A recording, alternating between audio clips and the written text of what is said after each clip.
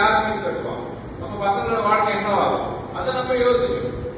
நீங்களா வீட்டுல இருந்து யாரா போகும்போது ஹெல்மெட் போடாம போனானா தயவு செய்து ஹெல்மெட் போட சொல்லணும். ஃபைன் கட்டணும்னு சொல்லிட்டு தான் கிடையாது, தங்களோட உயிரை காப்பாற்றணும். ஏன்னா சாலைகள் மோசமா இருக்கு, சாலைகள் போடணும், அதெல்லாம் சம்பந்தப்பட்ட துறைகளோட பேசி சாலைகள் போட போறோம். பட் இருந்தாலும் அது போட்டு முடிக்கிற வரைக்கும் நம்மளோட உயிரை பணைய வைக்க முடியாது இல்லை.